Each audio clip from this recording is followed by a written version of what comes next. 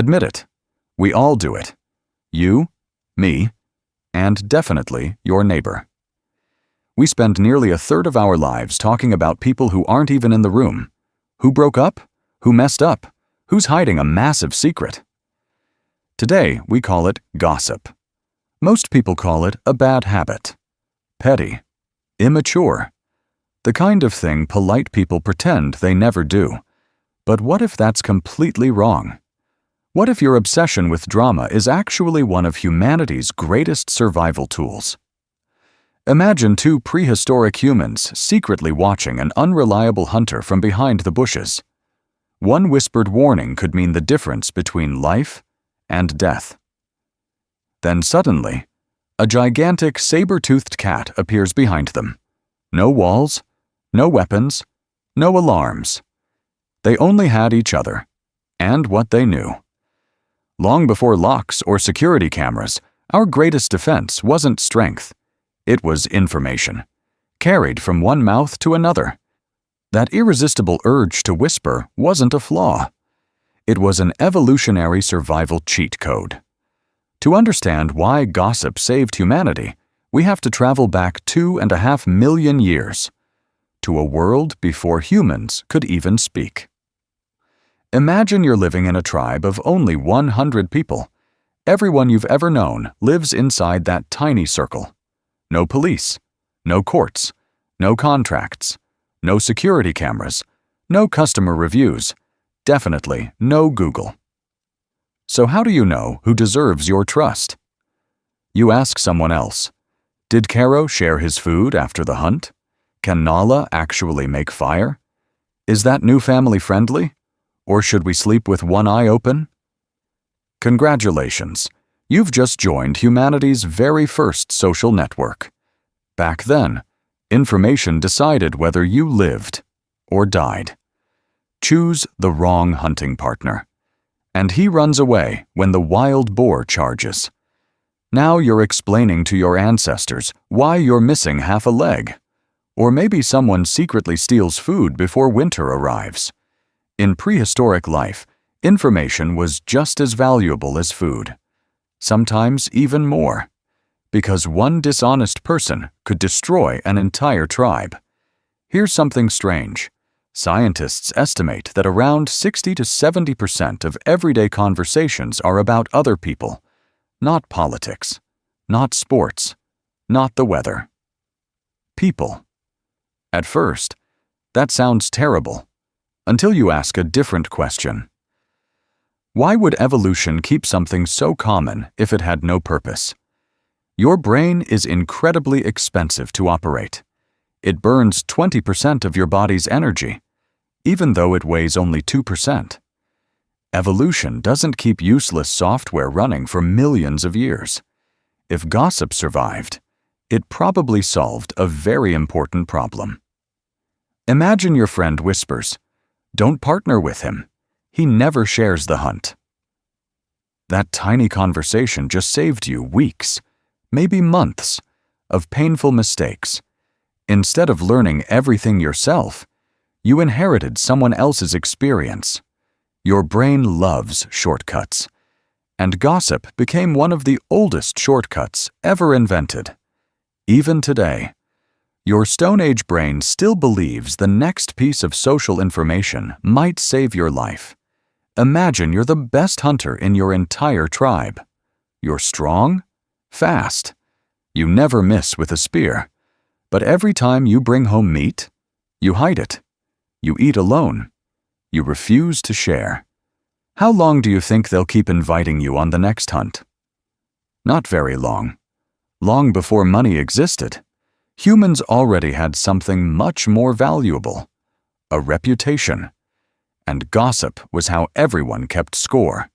Every generous act, every broken promise, every selfish decision spread from one campfire to another.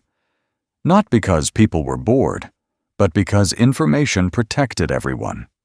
Reputation became humanity's very first currency. You couldn't hold it. You couldn't see it. But you could lose it overnight. If people believed you were brave and honest, they wanted you on their team. survival depended less on being the strongest and more on being someone others trusted. Instead of punishing every bad person themselves, our ancestors chose something much cheaper. They simply talked. Today, we call it reputation. 40,000 years ago, it simply meant staying alive. Here's a question. Why do you care what complete strangers think about you? Why does one negative comment stay in your mind longer than 50 compliments? It feels completely irrational. Until you remember, your brain wasn't built for the internet. It was built for a tribe. In a tribe of 100 people, rejection wasn't embarrassing. It was terrifying. Imagine nobody wants to hunt with you anymore. Nobody shares food. Nobody helps when you're sick. Nobody watches for predators while you sleep. You're alone. Against wolves. Against winter. Against starvation. That's why rejection hurts so much. Your brain treats social pain surprisingly similar to physical pain. Evolution made rejection feel terrible because avoiding rejection helped you survive. Gossip quietly decided who belonged and who didn't. Your Stone Age brain still asks one question: do they accept me?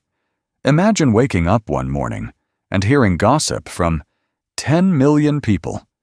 Not 100, not your village, 10 million. Your prehistoric brain would have no idea what to do with that, because evolution only prepared you for a small tribe. Anthropologists believe humans evolved in groups of roughly 100 to 150 people. That was your social universe. Every face mattered. Every opinion mattered. Every whisper came from someone you actually knew.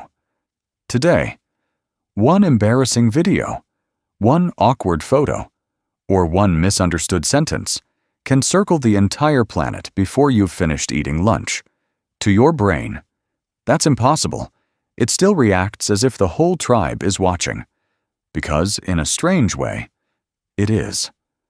Social media didn't invent gossip. It simply gave it a louder microphone. A rumor that once reached 20 people now reaches 20 million. The ancient survival system is still running. The only thing that's changed is the size of the audience. And your brain never received the update. Have you ever promised yourself, I'm only going to check my phone for 1 minute? Then, somehow, 45 minutes disappear. You weren't even looking for celebrity drama. But somehow, you know who's getting divorced, who got fired, who embarrassed themselves on a live stream, and which billionaire said something ridiculous this week. Congratulations, your prehistoric operating system is working perfectly. Your brain treats social information like treasure. Every new story asks the same ancient question. Can this help me understand people? Can this help me avoid danger? Can this help me predict what someone might do next? The problem is, modern platforms learned something about your brain. Your attention follows surprise, conflict, secrets, status, and uncertainty. Those aren't software bugs. They're ancient survival features. Millions of years ago, they helped you understand your tribe. Today, they help algorithms understand you. Every click, every pause, every replay, quietly teaches the system exactly what captures your attention. The hunt has changed. Instead of chasing food, something else is chasing you. So, is gossip good or bad? The answer is both. Without gossip, our ancestors would have struggled to build trust. Without trust, large communities could never have formed. Without communities, there would have been no villages, no cities, no civilization. The same ability that lets us warn each other about dishonest people also allows rumors to spread. The same instinct that helped us survive can also hurt innocent people. like every powerful tool humans have ever created: fire, language, money, the internet. Gossip depends entirely on how we choose to use it. So the next time someone leans over and quietly says, "Did you hear what happened?" remember, you're listening to something far older than social media, far older than history books, older than farming, older than civilization itself. You're hearing an echo from an ancient campfire where a quiet whisper might have saved someone's life. And maybe, just maybe, that's why humans have never stopped talking about each other. Thanks for watching. I hope you enjoyed this journey into the hidden history of human behavior. Now, I'd love to hear from you. What everyday habit should we explore next? Coffee? Laughter? Procrastination? Or falling in love? Leave your answer in the comments below. Your idea might become the next episode. If you enjoyed this video, don't forget to like and subscribe. Join us for more fascinating journeys into the hidden stories behind everyday human behavior. Until then, take care, stay curious, and I'll see you around the campfire.